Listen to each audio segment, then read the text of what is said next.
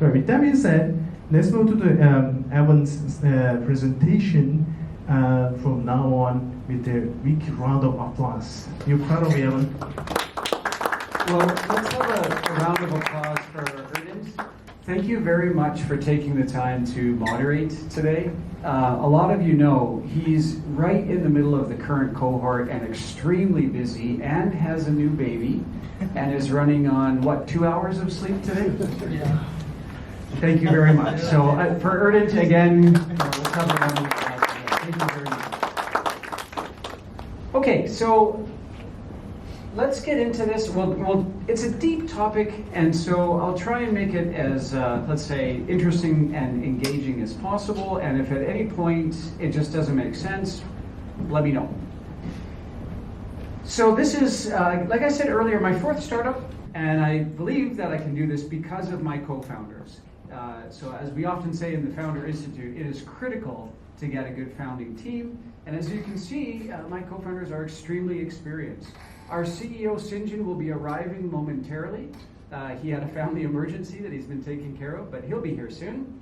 And unfortunately, our CTO, Dr. Harish, he's feeling ill today. He just flew back from India and unfortunately has a fever, so he couldn't attend, but hopefully we'll see him at another event soon. So I think their experience speaks for themselves. You can see they've worked for a lot of Fortune 500 companies, very representative of tech companies in the Japanese space. And this is what I would recommend for a founding team. Try and get a good balance of talents like this. So decision intelligence. Does anybody know what that means? Other than Erdint? The name itself is maybe not that obvious, right? It doesn't exactly spring to mind exactly what it does. So the easiest way to understand it is human judgment augmented by AI applied to decision making. How many people have worked for companies or organizations that didn't do good decision making? Double heads. Yeah. Have you ever worked, by the way, that was just 90% of the audience. Have you ever worked for a company that always made good decisions? Maybe your own, if you're the sole founder and also the only customer, then maybe. But it's really, really difficult. And it causes such a burden that solving this problem it's actually a really big problem to solve. Gartner says it's worth $36 billion. Some analysts have said that it's a $50 billion problem, and that only applies to companies that have self-identified as decision intelligence platforms.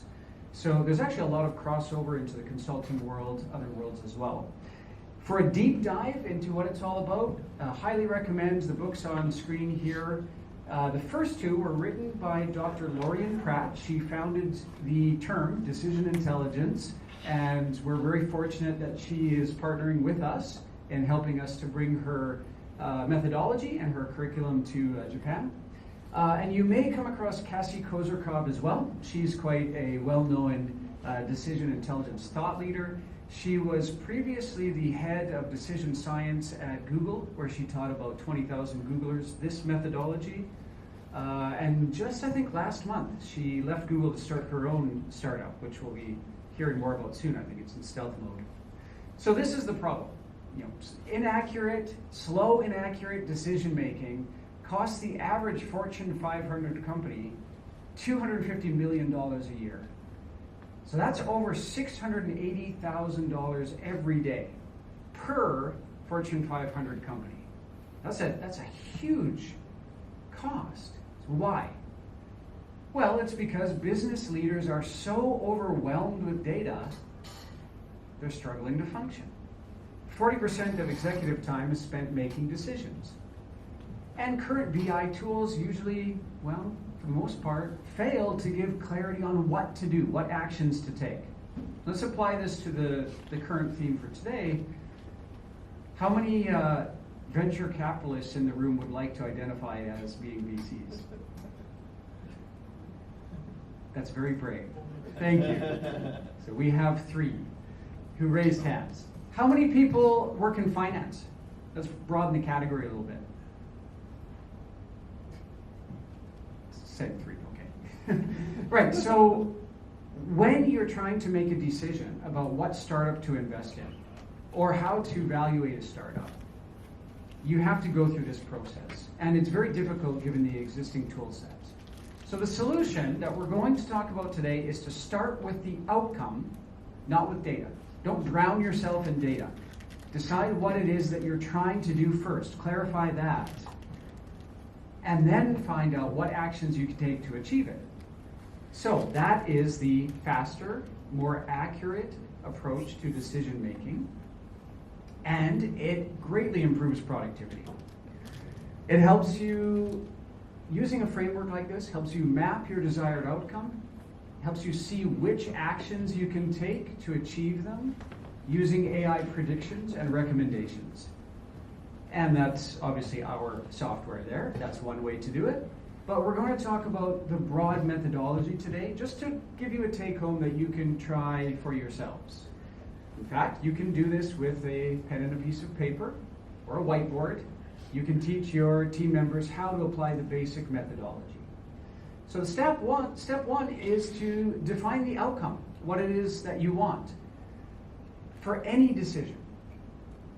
Then define the actions that you can take that are within your control. So think in terms of action words, verbs. These are the things that you can actually do. And then what will they affect? What are the intermediaries or causal chains? And what are external factors that you can't control but will affect those? Once you've mapped those out, you can apply this framework to any decision regardless of how complex it is. And you can keep applying it at scale, in real time, regardless of how complex that decision might get. And it will continue to give the roadmap for what actions to take.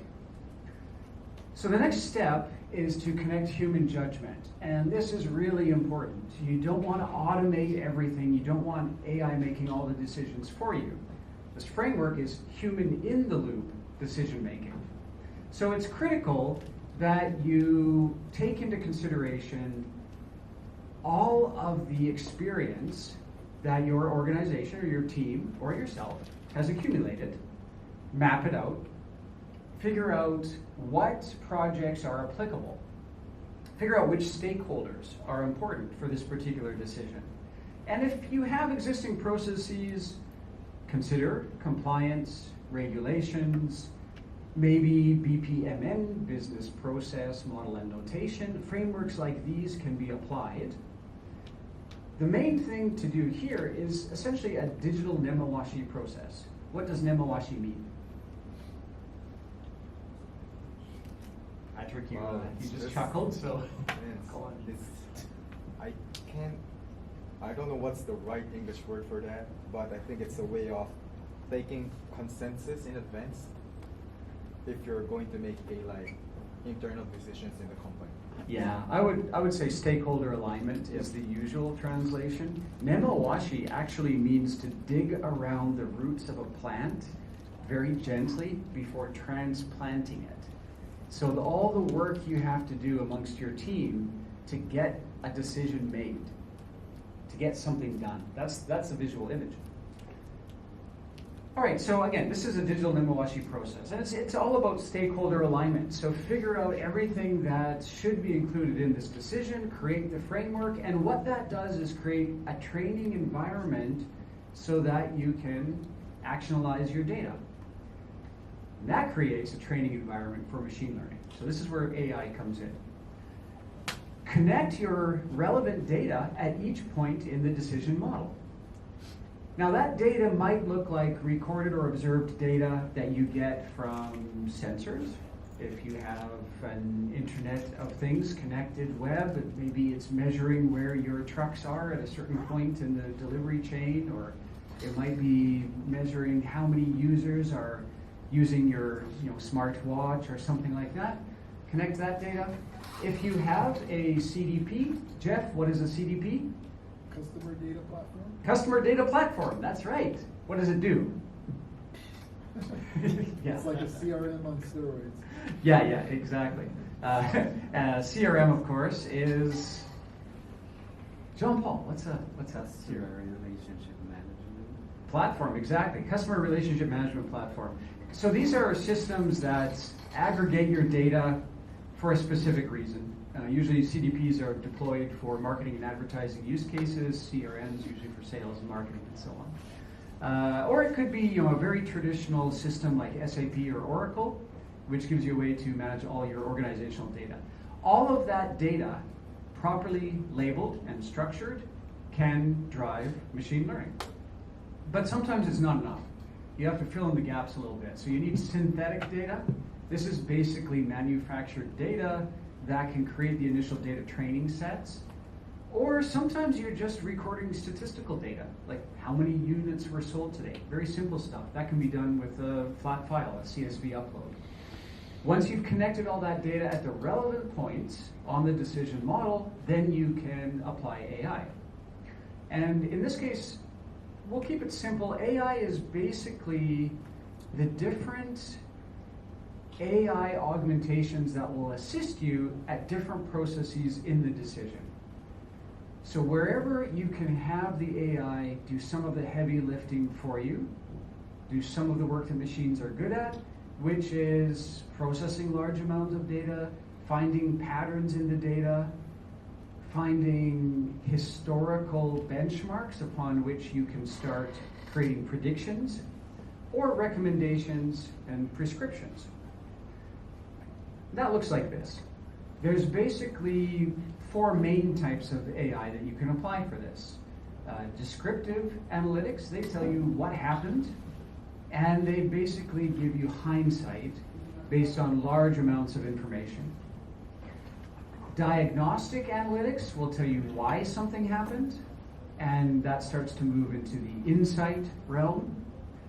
Predictive analytics tell you what will happen, usually based on historical data, also in the insight realm. And then prescriptive analytics, this is where it gets quite interesting. How can we make it happen?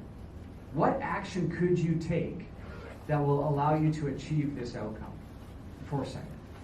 When everybody first came into the room on Loop, we had a demo video of our platform playing, and you can see in the what we call the causal chains where things are connected, when that lights up in green and gives an uplift, it means that the AI has identified a case where you're likely to achieve your desired outcome. If it lights up in green, it's green for go. If it's yellow, it means that this action is maybe not that meaningful. And red means, well, don't do it. So, how does it work? Again, we can apply this framework to just about any decision, but let's apply it specifically to this use case for today. Startup and VC ROI. Guy, what does that mean? Return on investment, yeah. So what we want to do is tell the story to startup founders from the perspective of VCs, so that startup founders understand how they could get funded. What is their goal when it comes to the relationship with VCs? And what I hope VCs will take away from this is the methodology for applying AI to your processes to make this more efficient and effective, faster. So you start by defining an outcome. When you want to, let's say, determine whether a startup is going to be a good investment, what sort of an outcome would that look like? What are some ideas? Joe, any ideas?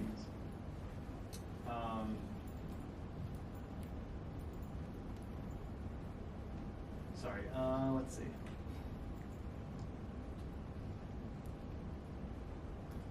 I'm drawing a blank. Pass. I'll give you a hint. It's there in the title.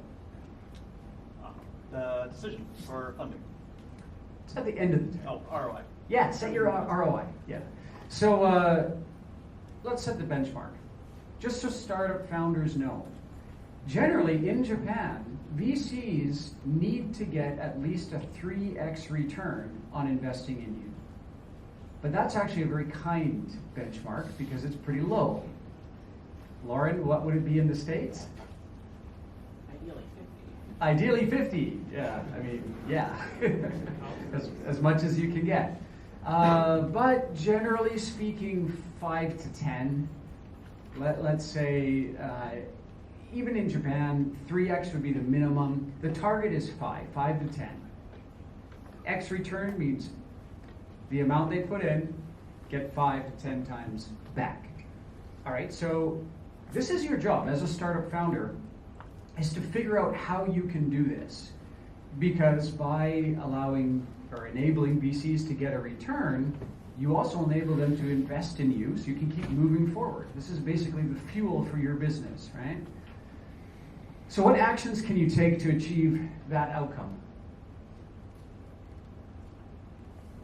Build the decision model framework, for example. Determine, for example, compliance issues. Forecast, engage, report. These are all the things that you can actually do. And the things that they affect are the intermediaries. These are called causal factors, and they create causal chains. If you do this, it affects this, and it affects your outcome. But sometimes something comes along to mess it all up. Those are usually externals. Sometimes externals detract from what you're trying to do. Sometimes they accelerate what you're trying to do. It could be things like market fluctuations. Anybody who's been planning an overseas vacation is probably not very happy about the weak yen right now, right? Anybody who sells their product overseas and earns, let's say, American dollars is probably happy about it because you're earning more than you used to. So that affects your overall model. All of this process, this decision intelligence process, helps to make decisions faster and more accurately to improve your productivity. And this is basically a part of experimentation and optimization. So it draws on principles from the lean startup. It draws on, well, a lot of the tools that I've sold throughout my career, like A/B testing tools and recommendation engines, things like that. So let's look at that particular causal chain. If you take the action of developing an experimentation and optimization process in your company, it's going to affect your adaptability, your ability to run fast iterative cycles and adapt. If something happens in your business that you didn't expect, or if there's an opportunity, you're going to be able to adapt to it. If you get product feedback that you didn't expect, you can run an iterative cycle, you can adjust to it. That will affect your ability to achieve rocket ship level growth, which will affect your ability to demonstrate ROI to VCs. So there's a classic example of some of the things that startup founders need to be doing in order to get this minimum 3, ideally 5 to 10x return to VCs. Okay, any questions about this methodology? Yeah. Can I ask Ivan? Yeah. Does the process gets measured somehow? For example, if it is a growth or if it is an iteration, for example, of how much percent or something? Because in a company, a small change can affect a lot, maybe 50-60% of the system. But if it has already an established action, it is just doing an upgrade. It can be growth, but is 1 or 2%. So does the Kimaru AI define some kind of measuring number or like statistics? Yes, precisely. Perfect. Yes, you jumped ahead a chapter. That's exactly what we're trying to do. We're trying to predict the probability of achieving this outcome, and we need to measure that in some way. So we need to apply KPIs to these things. Now, not everything on the decision model is going to be something that you can apply data to, run machine learning on, and be able to run that prediction, but it will have an effect, and that's why you map it out. Sometimes the effect is a clarifying exercise. I'll take an example directly from Dr. Pratt's book. When she ran this exercise with a large global bank, they whiteboarded it out over a series of meetings. It took about 2 weeks. When they finished the whiteboard, it covered an entire wall of their office, and they took a photo of it. And about 6 months later, they told Dr. Pratt that they had achieved $200 million worth of value from that whiteboard, just from the exercise of mapping this out, because it gave clarity into what they should do. And it gave the ability to get stakeholder alignment and to know whether they should be doing action A or B, investing in project X or Y. So yeah, exactly, that's the goal, is to apply metrics, and that's where the machine learning process comes in. So let's see what that looks like. This is a shameless plug for our software. This is what our decision builder looks like. And let's see if we go the other way. There is exactly what we were looking at in that whiteboarding process built out at scale. So in our decision builder, we've mapped out everything that is an action, something that we can take, and if we do, it will affect everything else. So the example that we were looking at a moment ago was develop an experimentation and optimization process. Once we've mapped that out, we can connect data at each of these points, organizational data or external data, and then we can start running those predictions, those machine learning algorithms. So that looks a little bit complex, which is why I wanted to build up to it and show you the methodology to get here. But once you've got that framework in place, then you can start running your machine learning. Is that fairly clear so far? Are these kind of like domain specific or general? Excellent question. So just to repeat, is it domain specific or general? This particular decision model is domain specific to the outcome, which is generate ROI to VCs. So yeah, this model is not just domain specific, it's specific to just that outcome, that decision. So the methodology is apply this to any and every complex decision across any industry, pretty much any organization that you can conceive of, both private and public sector. So this is a tool not just for making decisions at, say, the household level, where should we go for vacation this summer? It affects organizations at the corporate level and all the way up to the, say, country level. We expect that world leaders will use our software to help make critical decisions. We expect that this software, and in fact this is already the case, we're building POCs for SDG initiatives, things like providing clean water, helping to map out decisions that will affect carbon credits, things like these. So yeah, applicable to a very wide range of different use cases. Okay, that's a lot of talking about the basic concept. Now I'm sure you have lots of questions, and maybe you'd like to hear some specific use cases and examples. So we'll jump into the panel discussion. And I want to thank Lauren very much for kindly accepting my invitation to take the spot on stage of our co-founder, Dr. Harish, who is unfortunately sick. Lauren, thank you again. And everybody, let's give Lauren a big hand as she comes up to join us on stage. And Rudy, could you please jump your slides over and make a motion?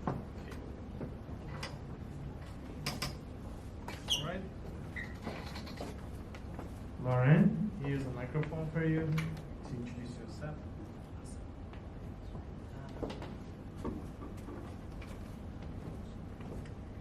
Hi there.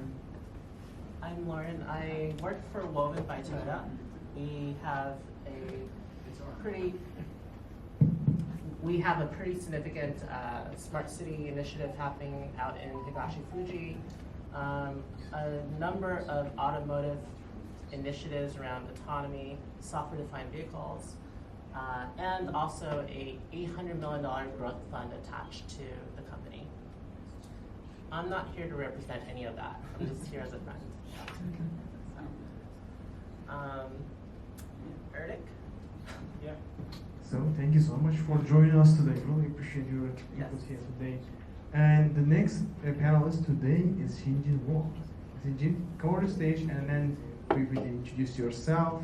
And you can also, we can have you over there. Sure.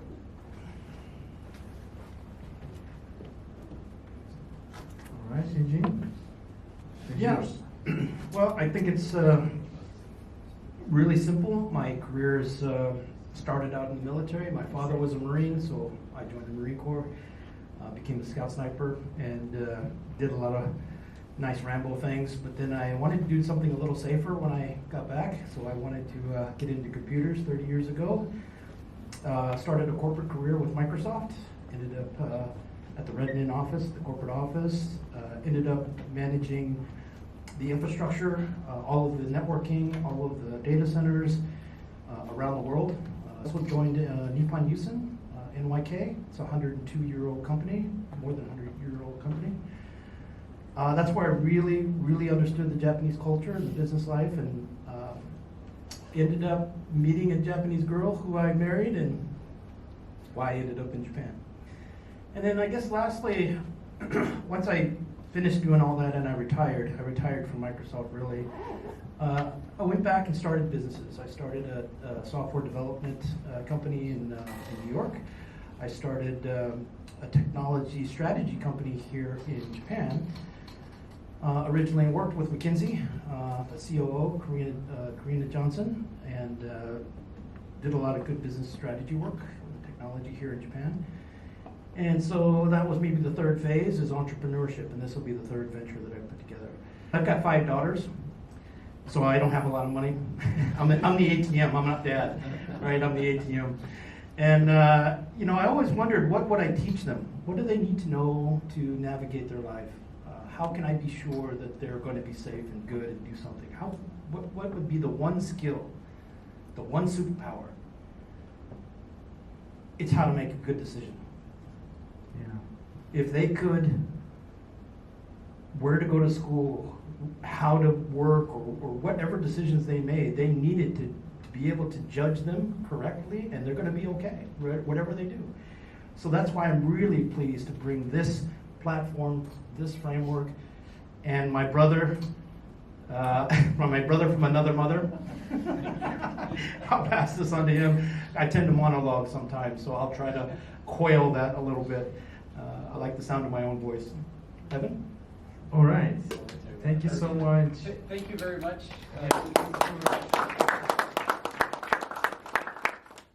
And thank you for being here despite a family emergency. It's really appreciated that you could make time, and everybody, thanks for slogging your way through the rain today. All right, so I think you've heard pretty much enough about me already. I did a quick introduction earlier. You guys know already that I founded, this is the 4th startup, but they've all been pretty small until now. Now we're trying to go big with this one. I have got some experience in the scale-up side and going to Silicon Valley and learning from some really good mentors and then helping to bring tech companies to the Japanese market. And I had a great experience working for an Israeli startup company and bringing them to the Japanese market, where I worked with like one of the best salespeople ever. And that's one reason why I really enjoy mentoring at FI, because I can help people with their go-to-market strategy and pass on a lot of these tips and tricks about sales and marketing that I learned from really some of the best. We're really excited again about decision intelligence because, like we said a minute ago, it's something that has so many different applications for both private and public sector, and it solves, well, so many important problems. If you can make better decisions, you can change the world. All right, enough about us. Ready? All right, let's get started then. Okay. So, let me bring it back this slide to see the panelists and everybody. So Lauren is the surprise panelist today. So, and should we close the slides? Also, what do you think? We can just go this way. Yeah, I think we can take a break from the projector and maybe move it in a little bit. Otherwise, we're staring right into that bright light. So Yeah. you guys have seen lots of slides. Let's make it a little more conversational. All right then. So in a couple of minutes we will start.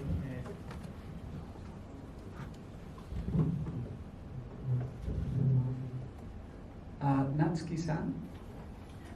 これどうやって消すんだっけ？いないか。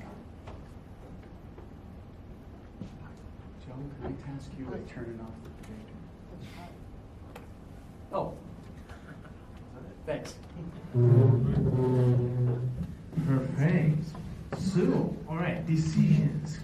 Minasan, very important, right? So everybody is facing it, a lot of decisions, even the private life, right? So especially when it comes to business, probably you need to make like a hard decision maybe 20 times a day.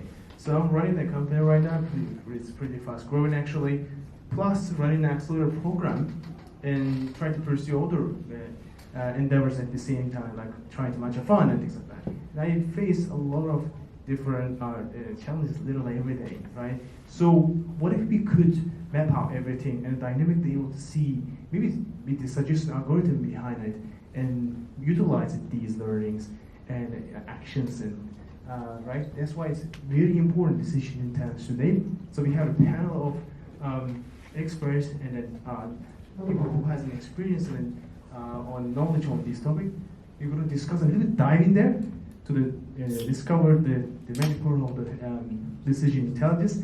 But this is a dynamic discussion. So also, if you have any questions, please think about the questions. So we will be prioritizing you after getting to the question part, after starting the talk. So with that being said, you want okay? We have a question already. Do you have a question already? Okay. So thank you, by the way, for the panel for the presentation. I'm a founder of also a SaaS, and I'm working with collecting data and providing better decision making. Somewhat similar to what you guys are doing. My question is the struggle of the market in Japan. I'm specifically in the sports market where they're doing sales with fax machines still. And so I come in being like, hey, let's use data, and they're just like, no, they can't understand it. So how are you guys, what's your strategy? What's the fastest way to be able to educate and sell outside of just word of mouth or, I think it takes time to do that, but what's the faster strategy that you guys are going for? I'm happy to take that one. Well, that's such a critical problem that I think you have to start where the people you're trying to work with are right now. And that's one reason why we shared this framework, which can be done completely analog, paper and pen.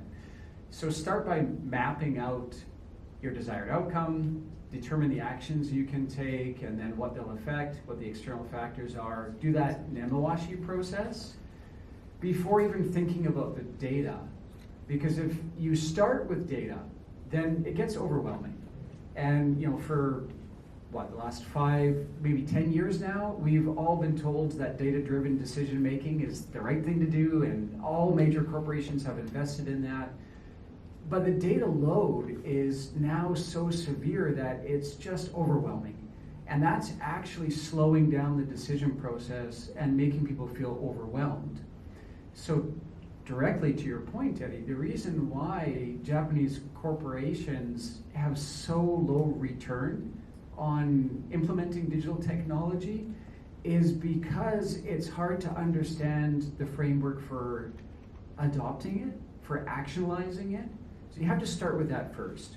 Really map it out. This is how we're going to be using the data in this framework, get everybody aligned, and then utilize what data you have, even if it's flat files, CSVs, and you need to run, NLP in order to label it and structure it a little bit. You have to meet them where they are. Does that sound like a helpful answer? Yes, but meet them where they are sounds like Excel sheets, spreadsheets then. It's exactly where they are right now. And it's exactly the reason why Treasure Data has #1 market share in CDP in Japan right now, because they excel at ingesting raw Excel data and then finding, using NLP, finding the structure in that so that they can apply labels to it and get one step less analog. So yeah, that's where the market is right now, and we have to kind of work with the tools that we have available. So decision intelligence is bringing the analytical approach into this kind of decision that you need to make. I think the panel discussion also going to be I have some set of questions onto our panel.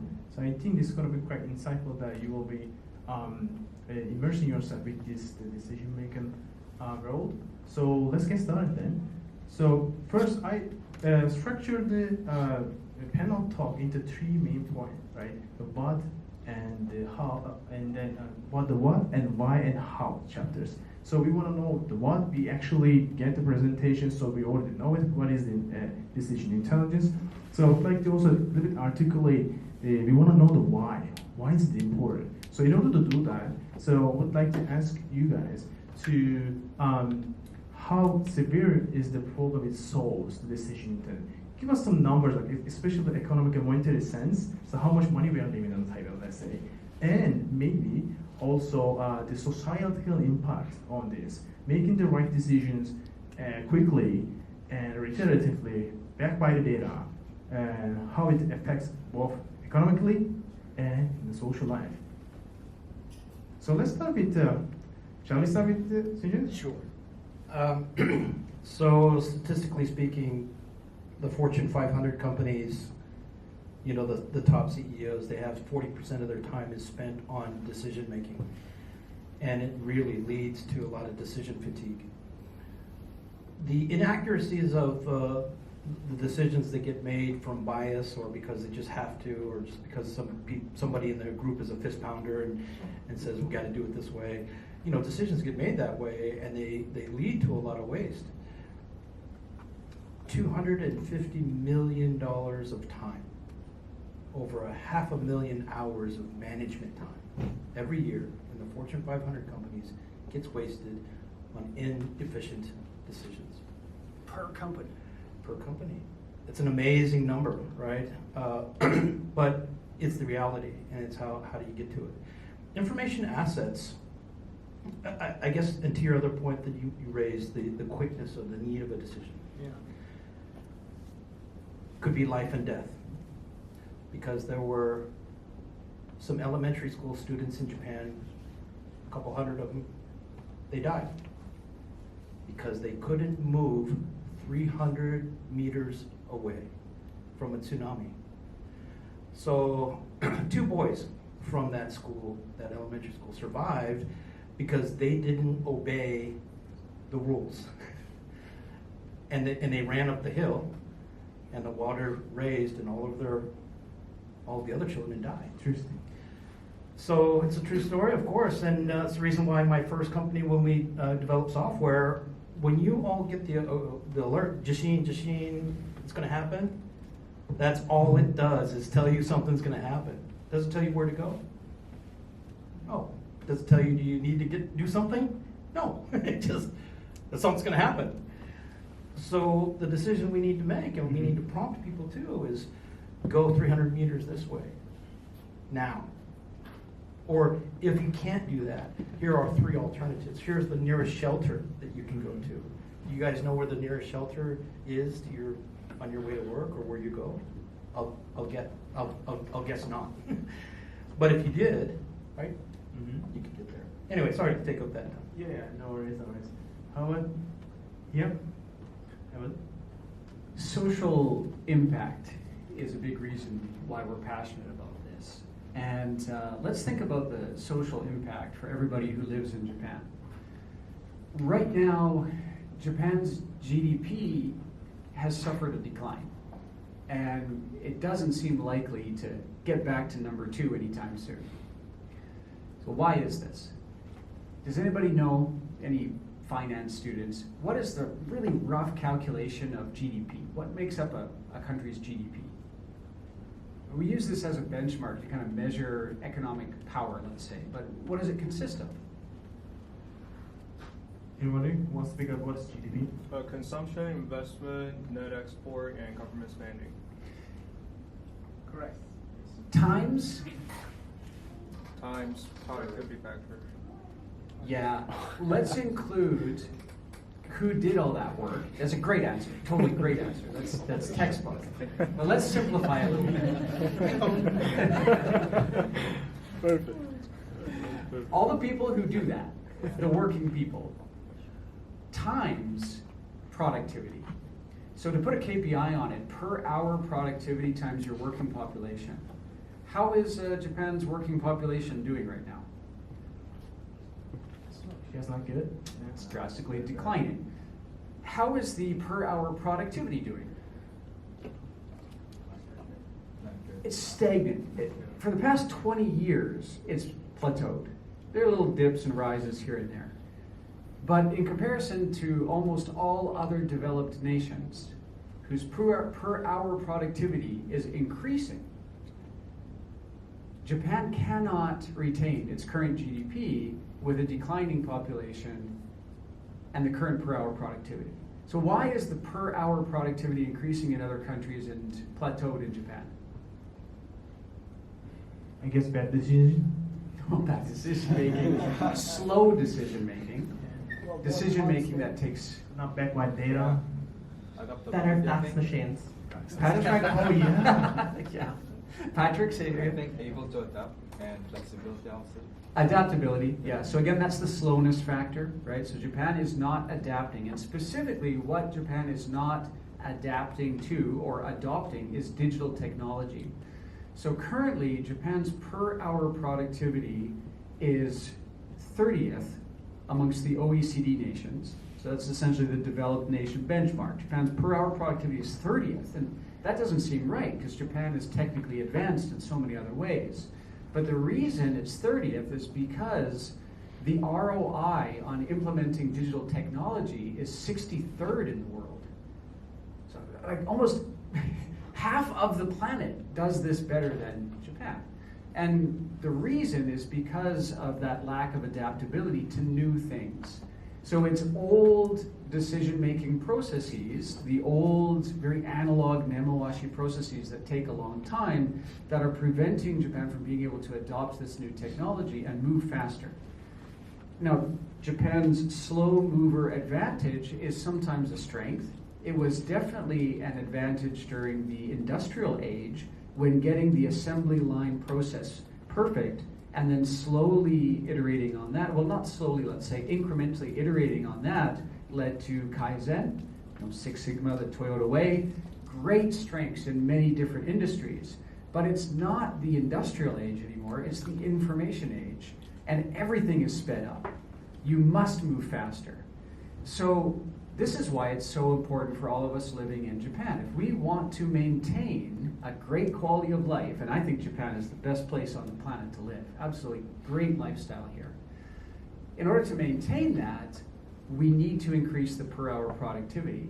That's the only way that we can put the brakes on the declining GDP. And if we do it well, we can increase the GDP. Okay, so I think it's time to bring back the conversation into the startups, right? Majority of people are the startups. So I want to know that how the startups can utilize this, the decision intelligence. And but first off, in order to understand it, we always need to look at the problems, right? So in order to create a great company, you need to solve a real problem, validate quickly, and build a product and things like that. So that's why we need to spot the problems. What are the obstacles that they can't use this? So it's such an important tool, and for many organizations, but especially for startups with the audience. So what are some obstacles that why they can't use it? Do you think that DI in general? Decisions. So why they cannot use? What are the obstacles in front of the implementing the decision intelligence into their business? Do you think? Maybe Evan, you want to pick up this question? Well, Ari, you kicked it off. You asked essentially that question.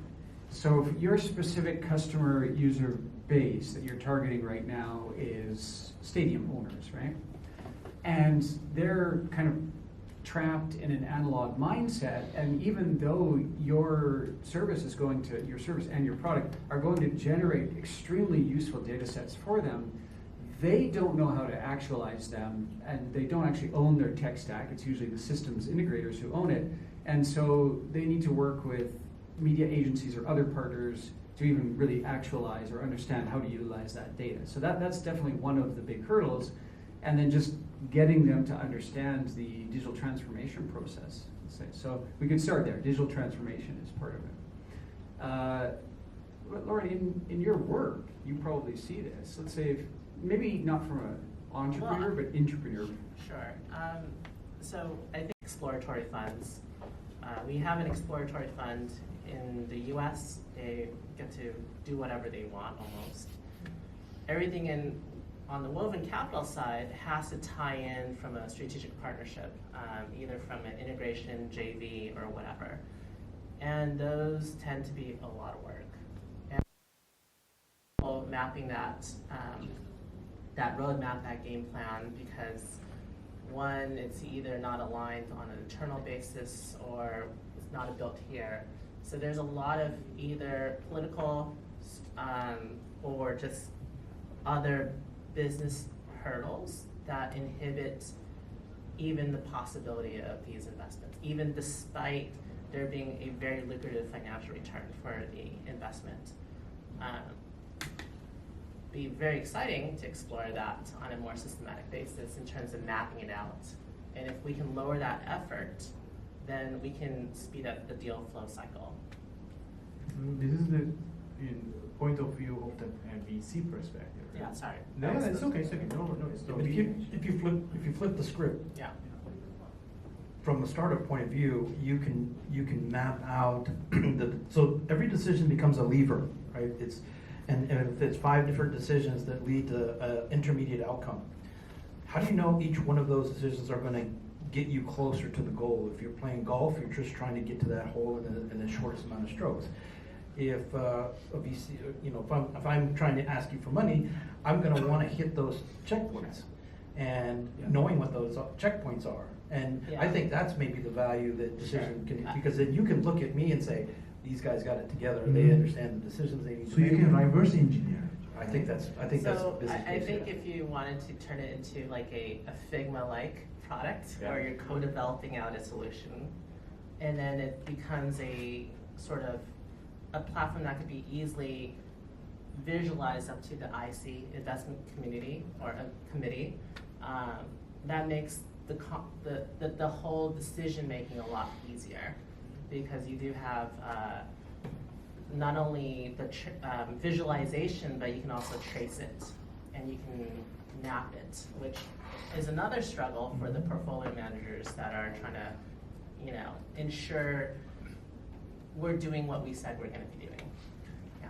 Everything we're talking about tonight is for that goal of giving VCs that minimum 3x, ideally 5x, 10x return. So all of these are the startup founder's responsibility. You've got to make it easy for the VC to invest in you. The VC has to do that responsibly, make good decisions in order to do that. So back to the original question, which was how can startups, overcome some of these hurdles and implement DI?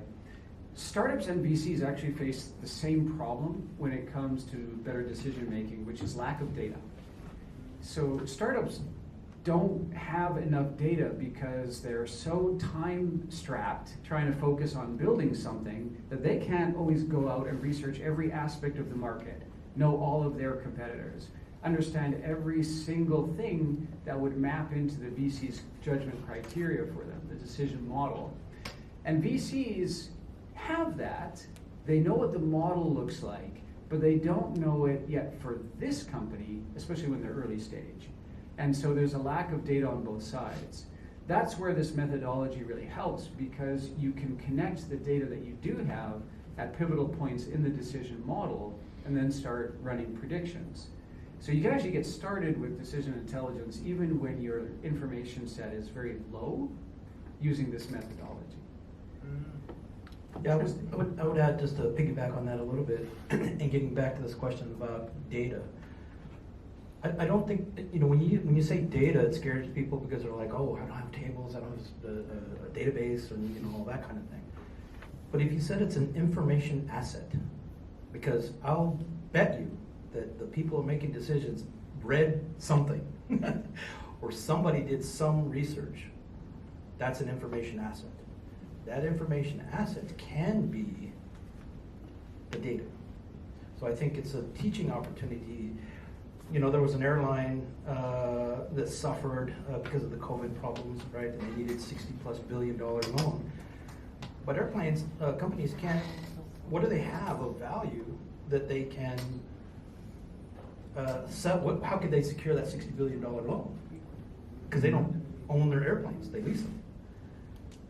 They found out that their rewards program data secured $60 billion worth of the loan. So it was an information value. So all the spreadsheets that are in those people, like all that on everybody's desktop, that's value. That's information value because they're information assets. And I think that's an education exercise. And getting back to this question, which is how do you do that? You need skill and you need the tool. Just if you're a carpenter and you have a pneumatic hammer, if you don't know how to use it, you're not going to be faster and more productive. Right? I'm sorry, I have another question.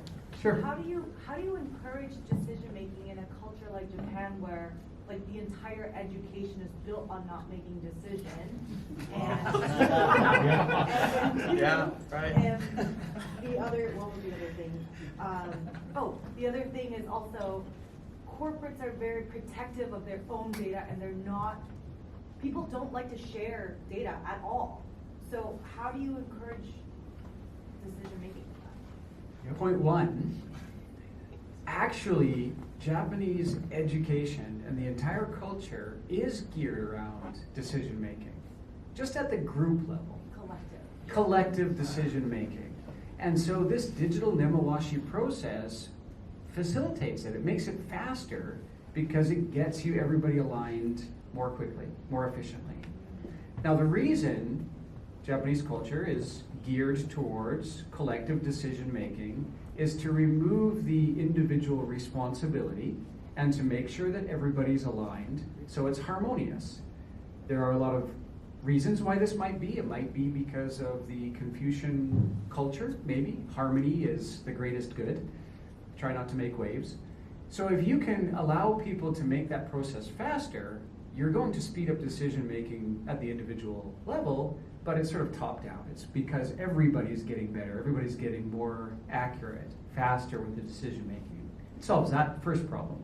And second, yes, organizations, in Japan have been structured to hold on to their own data and silo that data, and they've kind of been taught that largely because most of the data has been outsourced to systems integrators who own those siloed ecosystems. And that's another reason why this framework is so important, because it allows you to leverage your organizational data as well as external data. So it allows you to employ data silos and connect them together using the decision model. Because you can run individual machine learning algorithms on individual siloed data sets and then pull them together in aggregate through the data layer. So it solves part of that problem. And Ari, to your point, we've been selling this type of technology for, 30 years? 15 years in Japan? Coming up against that exact problem for 15 years. And the realization that this methodology can help solve that problem is one reason why we're so passionate about it. But yeah, great question, thank you. But I have a worry, because most of the audience here in startups, right?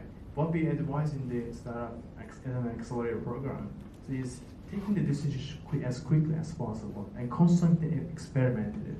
So we believe, maybe you might know the famous pottery experiment. So, and really quickly, so in the university, there are two groups of students. One group takes here's the assignment. You're gonna create the best pottery as possible, right? So one group takes one pottery, you're gonna try to build the best pottery in a month, like you have one shot. You're gonna build the best, beautiful pottery and resilient one. The second group says that the assignment, 100 trial you're gonna make to reach the best pottery. Guess which of the group win the assignment? Could you guess? first one, second one? The ones that who did one, or the one that tried 100 different pottery to reach the best one? Second one, kind of obvious, right? So the more iterations, the faster it gets, and this decision success ratio increases, the more likely that you're gonna hit the pot. So famous basketball players or the tennis players. So I also, after meeting with you guys, I was digging this one and I realized that, hey, they make the decisions a lot and quickly and implement it SAP, like right at the moment. So how we can implement this into our, is this really, because we don't want to dive in and dig into too much decision in the sake of making decision, to find that. Is this really fast enough, do you think? Like, how we can make it as quickly and as concrete as possible with your tool? So in healthcare, that's important, right? In healthcare, to make decisions, emergency medicine or disaster management, those kinds of things is very important. Because you start out with a framework and you start out with where you want to be first, and you map that through intermediates and through the actions you're going to take, you've already pre-decided, really. It's almost like the martial arts, right? Everybody here, you practice something and you get muscle memory. Because you've already pre-decided what you're going to do, you can make those decisions faster. So if you mapped out your outcome and all the actions that you want to lead up to that, and you can do it two ways. One is as a digital twin, right? Because as a digital twin, you map out and you change these decisions and you get a percentage of likeliness increase or not without actually doing it, right? So it's risk adverse. Simulates, right? Yes, so simulation. Okay. Like digital twin simulation. But then you can connect it like in digital twins in the real world in manufacturing, they connect them to the real machines, right? And then you can have a running model of a decision intelligence sort of framework. So I think if we can know the expectations of the VC, so we can better align this model, so it can serve better for us. So, I mean, it's kind of, I know, cliche, but I want to ask you, because in almost every panel, if I ask this question, people, especially the founders, what do you expect from the founders? Like top 3 things and then let's run this logic into implement how we can make this decision better with these kind of models. So what do you expect from founders? healthcare? Yeah, healthcare. I will get back to this one after this. Right? Sure. So what do you expect from the founder team? Is how we can reach that decision maker?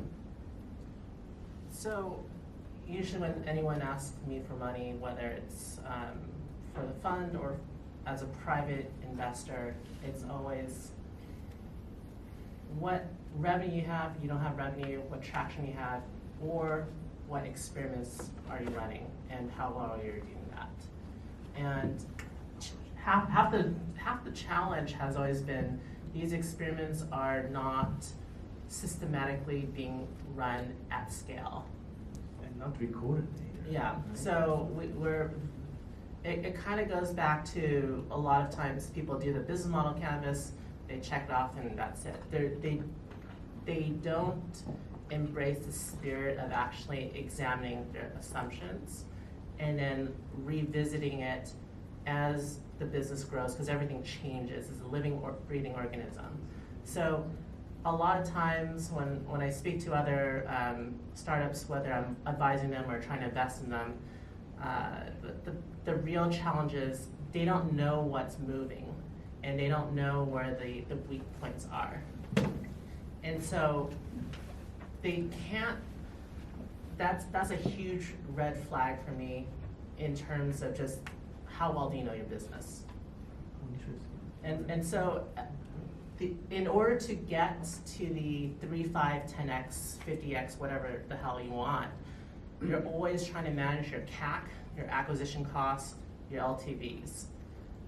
And how you do that is just re-examining what these flows look like and mapping them out really consistently well. All right, that's interesting. I also would like to say one thing.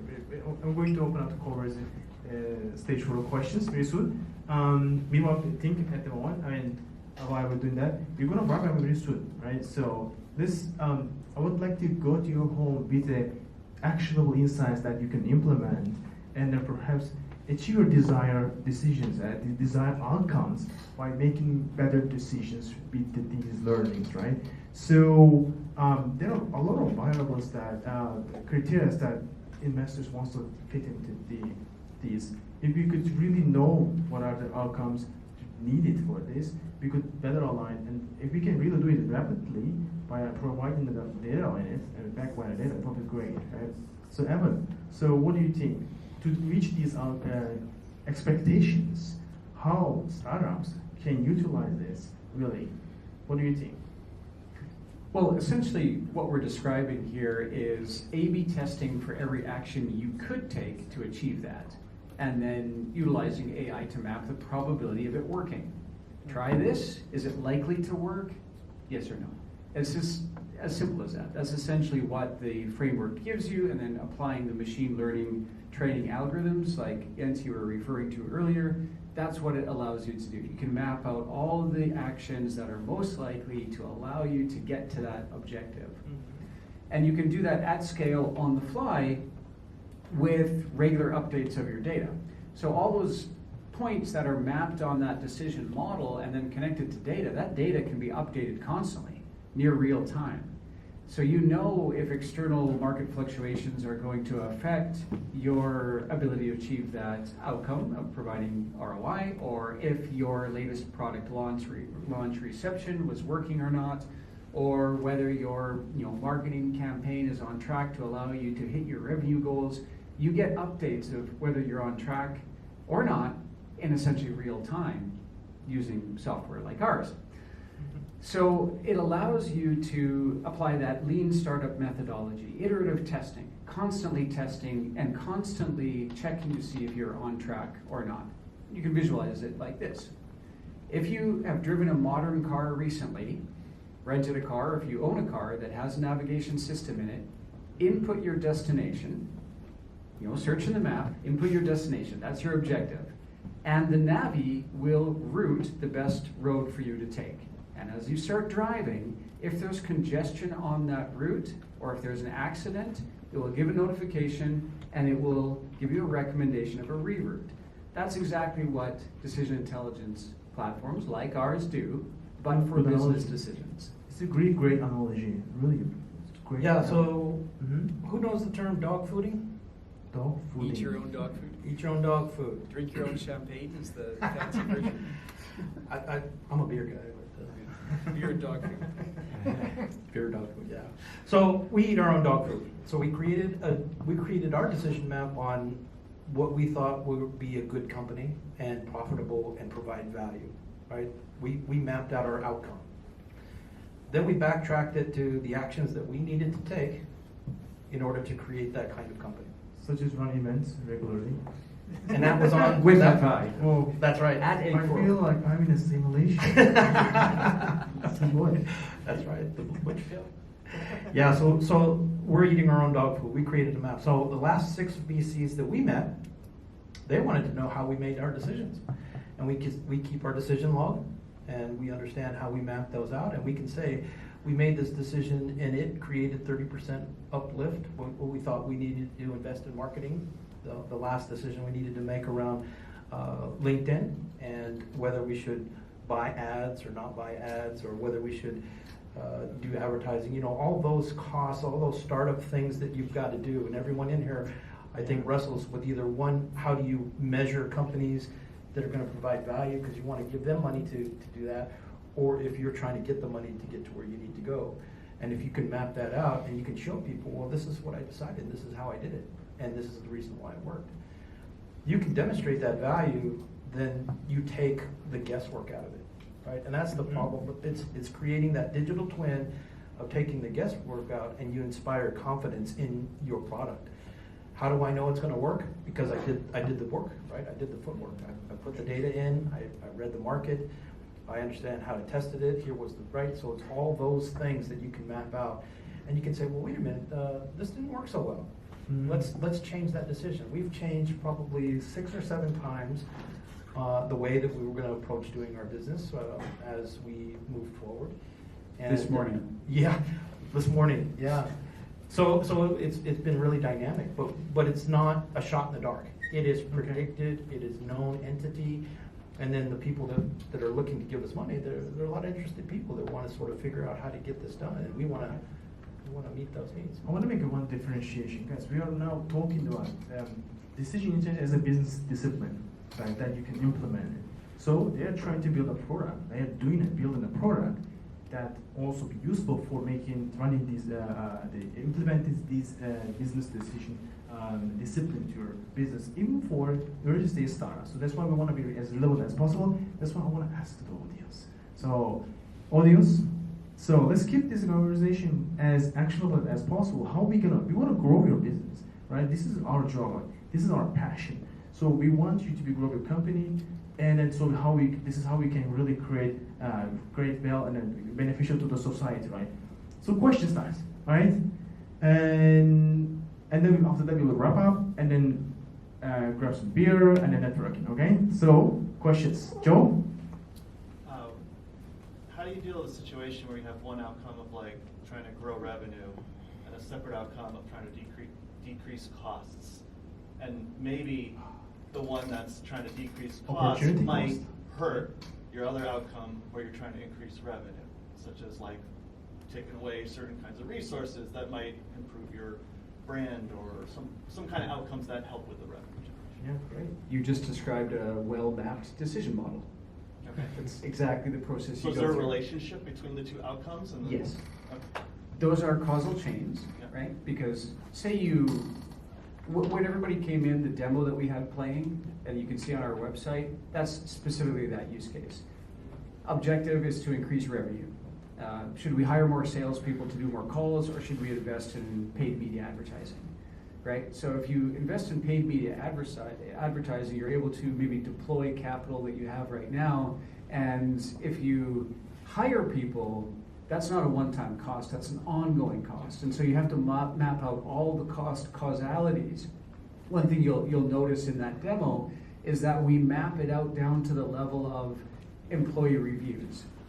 You can't hire those salespeople. You can't hire good salespeople if you have negative employee reviews from your existing team. So you have to invest in training. You have to invest in creating a good corporate culture. Those are all points on that cost causal chain that you have to balance out against the revenue that you might get from hiring those people. So specifically what you said, that's the type of calculation that you need to do. It's hard to do in your head, right? That's why you create a map of the decision, and then you leverage AI to map those things and give you the recommendations of what's likely to be most effective. Otherwise, you're going to be spending a long time working in spreadsheets. Right. So you're looking at the different chains, and then Yeah. you're making a call on which one based on Right. your kind of comfort level. Yeah, because top line growth and bottom line efficiency, the thing that every company sort of seeks. When you map those out, and to Evan's point, is when you reach a point where it tips it to a negative lift, right? It's like an airplane and trying to get off the ground. There's a certain point where it does and it doesn't. And if you could just sort of map that out and play with those numbers based on the information you have, you could say, well, I can do just this much, otherwise then I go down, right? When you go to Vegas, the house odds are 60 against you, right? 60-40, you're not going to win long term. Short term, so how do you edge the bet, right? There's a whole science around that. And so I think that's what we're putting together is the ability to map that out and say, well, I can move this up a little, and I can move that down a little bit, and I can invest a little. How many people? Part-time person, not part-time, contract, full-time, you know what I mean? It's all the levers, and I think that's what we're advocating for, because then that can really change whether you decide to move forward or not. Okay. The gambling analogy, just to piggyback on that for a moment, it is a gamble, right? When you have to incur these new costs and you're not sure if you're going to achieve that revenue uplift or not. That's why you would utilize DI, is to model out, if you take this action, what's the probability of getting there?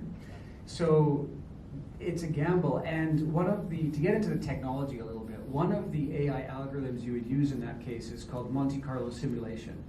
And it was named after the famous Monte Carlo casino, right? Where you go and you gamble and you maybe try and beat the house. Does anybody know the history? Where does Monte Carlo simulation come from? I'll give you a hint. Did anybody see the Oppenheimer movie? The Manhattan Project? When you start splitting the outcome, what's going to happen? They didn't know. The Monte Carlo algorithm was created to predict the probability of the chain reaction continuing and destroying the universe. Big stakes, right? So that's a big important decision. Should we blow this thing up or not? But that same type of algorithm can be applied to daily business decisions now, because we now have the computing power. And to Eddie's earlier point, how do you actualize this for like a pretty typical analog kind of old school business? Well, you can do it now because we have the computing power to do it. We have the algorithms to do it. We have the cloud computing and these auto ML layers for deployment. We can do it at scale for our own small businesses now, for small startups. And we can do it in a very cost-effective way. So that's essentially the power of DI. It's like A/B testing every decision you might want to take. Cool, all right. So we do that in a very analog way. Amazon, PRFAQs, working backwards, design thinking, backcasting, all that stuff. So all you're simply doing is moving it from sticky notes and putting it into a model that goes up and down based on other factors. Let's play a game. All right. Okay, guys. Rapid fire questions, and that's what we go again. All right. I'm assuming that you guys have a lot of questions because everyone wants to grow their business, right? Or increase the return on investment, or make the right decisions to go there. So, one question, one answer is rapidly we're gonna do. So because we want to give as much as chance as possible to you to answer your questions. Okay, start with you. So I know how complex it can be with the factors. Can you give out like numerous goals instead of just one objective? And how do you prioritize those goals in your system? You could apply this methodology to solving global warming. That's massively complex because you would have to implement carbon credit tracking. You would have to implement all the things that are in the public domain right now, in the current conversation, SDGs, ESGs, everything related to that. And there are actually multiple outcomes related to that, right? Mm-hmm. So imagine a decision at that level of complexity. You can apply this framework to it, and that is one of the challenges that we're trying to undertake, and companies like us are trying to undertake. So you could apply it to that. You could also apply it to a simple decision like, I want to decide which movie to watch this weekend, and I want everybody in my family to be satisfied with that choice, et cetera, et cetera. You can map multiple different outcomes and then create causal chains that connects them. So here's a practical example. I ran a really simple decision model for the last week, and I employed an existing technology that everybody's probably familiar with. In order to promote this event, I ran a LinkedIn ads campaign. Did anybody see the LinkedIn ad reminding of this event? There you go. So I created 5 different versions of the ads, and that was AI generated within LinkedIn's platform. And then LinkedIn determined which image is going to be the most effective, whether it was a picture of the crowd taken from a previous workshop I did at a university, or whether it was going to be us, the panelists, or whether it was going to be call to action, A, B, C, D, all of these different variations. And that decision model was run at scale in real time and applied the budget that I allocated to it. It's a very simple decision model. I mean, the outcome from my perspective was pretty simple. I wanted people to be aware of the event, but I also wanted to utilize my budget effectively. So there are 2 outcomes in that simple sort of test case there. All right, other questions? Very quick one. Would you be able to do it negative outcomes? I don't want to do, I don't want to make this mistake. I don't want to crash the airplane, obviously. So industry users could be like not making accidents, right? Is it possible to Very short. not do it? A real example and not a joke, really. I mapped out a decision I wanted to make about my house and how I would propose not making my wife angry with me. Did it work? It did, yeah. It's, yeah, because She's not mad. I knew if I asked for something and she would say no. So I had to map it backward and saying, well, I could, hint, and then I could set a picture of what I want on the table, and then right? So I kind of mapped it out. To your question though, weights also, because every node has a data element to it, because everything you do could be weighted. So you could weight the outcomes, what is more or less important, and as you take into the calculations of the way that they're related to each other, the weights will change the calculations of what will happen first or second, and then you can just... For a company that has implemented this system, Kimaru AI system, they have done many decisions in the past, so they have taken some actions, they had some causalities, and then they had some outcomes performed. And my question is, if they just to test this, have they ever tried to test this system like accuracy? If they give the outcome of something in the past that they know all the way, what AI generates, how much in line is it with what they really did in true life? Like just to see.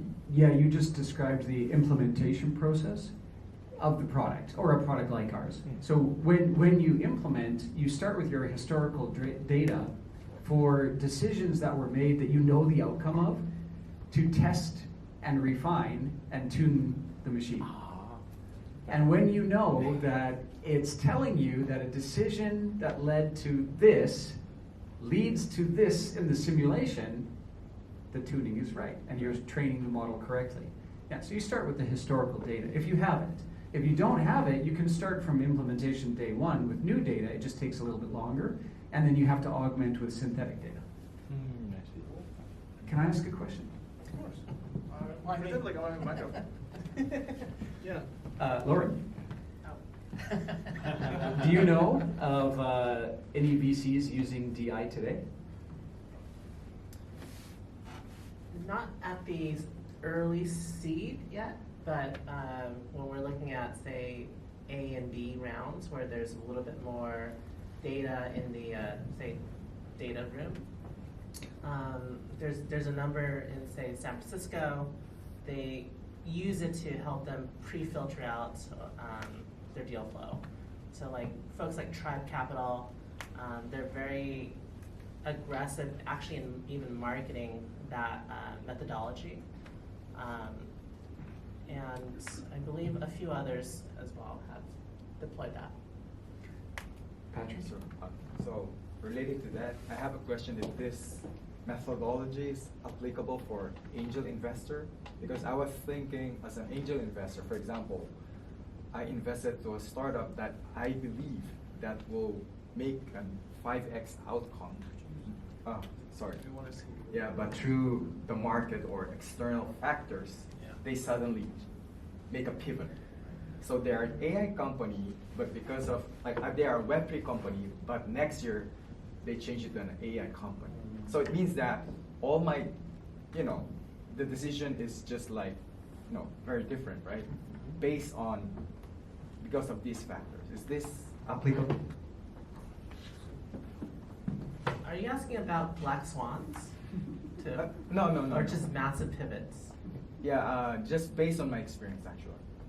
Because I just started, making bets as an angel to early startups last year. But most of the time, I thought, their startups or product will, create some great returns. But due to market situation, it would just start to change. Yeah, and then suddenly, it's a totally different startup. Yeah, totally. My short answer before they give you maybe a much bigger. Evan's brain is much bigger than mine, by the way. I got a small brain. That's why they just make me. You can see the side of her head. He's the smart guy. But the short answer is that's a perfect case, actually. Yeah, okay. yeah. I think it's a perfect case because you're taking a look at information, but you also have to draw on experience. And I think the beauty of this human in the loop is that some of these elements, these decisions, are somewhat intuition and not technology precision. So technology precision is great, but it can't take out the intuition, right? And so when you put those together, and then you're able to visually kind of see that, and then you're able to kind of tweak the levers for what you're going to do and what's going to happen, then you can actually get some surprising results. There's lots of times where we've mapped things out together, and something happened, and I'm like, I totally didn't think that was going to happen. Okay. You know, we're like, maybe we shouldn't do that, or gosh, we should do that, or I'm surprised. You know, it really, and then for us, if we disagree on something, it's usually because we're standing at different sides of the table, right? It's not that it's right or wrong. It's just I don't see it from my point of view. But when we put it in the map, we're both looking at the same map, and we're both looking at the decision causal chain. And we're like, yeah, that does connect, and that pivot. Because we were thinking of pivoting several times, whether or not we would offer education as a service, or just the platform, or then consulting, right? And we don't want to be consultants really, but we're really good at that. so it's like, how do we map out that? You know, so as an angel, then you would do the same thing. I think was just put that in there and read those. Anyway. So my quick 2 cents on that is you're trying to distinguish leading and lagging indicators. And so maybe the platform helps to differentiate the two, because usually there's something that gives signal, but that may not be easily recognized. You might not have access to the full due diligence room if you're just doing SPV, right? Sure. Time is almost odd, so Yeah, it's almost beer 30, right? yeah, it's a bit. Who wants some beer? I think it's whatever. we got thirsty, guys. So, also, let's take this chance to wrap it up. Some final words, some final advice that we can take home, grow our business, or increase the return on investment. Okay. Well, Patrick, it's the perfect use case. So thanks for asking that question. We want to be able to apply this so early stage that there isn't very much demonstrable traction yet, or maybe there isn't revenue yet. And it's really hard to quantify the team. Maybe you don't know their background so well. Maybe they're young. Maybe it's really early stage. And that's where your judgment comes in. And so you create the decision model so that you can move your qualitative emotions about whether this is a good investment or not into a quantitative model and start tracking that. It gives you the ability to turn what you can do into KPIs and then run the model based on that, which means you are becoming your own data set. So that's why the first data set you start with is human judgment. You start with what you believe is a good decision and then try and figure out why, like map it out, why you think that's a good decision. The next thing you do in that model is take what data you have. And so it's going to be comparison data, competitors, the overall market. That's why, you know, everybody who goes through a pitch contest process, whether you're pitching or judging, we look for a few basic things like the classic TAM, SAM, SUM. You know, what is your total addressable market and how much of that can you actually achieve? Because that's a quantifiable metric against which we can start to judge. And another great metric is iteration cycles. We've talked a lot about running an adaptability process, like the Lean Startup methodology. Get out, talk to people, get feedback, iterate based on that feedback. You can do that in the first few weeks. We've actually only came out of stealth mode a few months ago, right? And we already have enough data that we're starting to change. We're starting to pivot. We've done that a few times. We've started to refine the business model because we're amassing large amounts of data. So, on that last point, does everybody here have a social media account of some kind? Do you use any sort of social media? Whether that's Facebook or LinkedIn or Line or whatever it is? What is the product? You are the product, right? Social media's great innovation was productizing people because they use us as the data set. And that's what makes most marketing automation work today. Jeff can tell you all about that. He runs sessions on it. But you start with the available data. And the truth is, data is everywhere. Kind of, Eddie, to your earlier point, even with old kind of like not very digital transformative industries, there's actually a lot of data that can be harnessed. It's just about knowing how to, let's say, if data is the new oil, how do you drill for the oil and then how do you refine it? To use that analogy, we're kind of stretching the analogy a bit, but if data is everywhere, it's just about actualizing the data. So to start wrapping it up, we actually have a request. We're going to put this back up on the screen again, but if you guys could give us some data, we would be very, very grateful. Could you please scan the QR code we're going to put on the screen and give us your feedback? Was this helpful? Do you have questions? What would you like to see in the next session?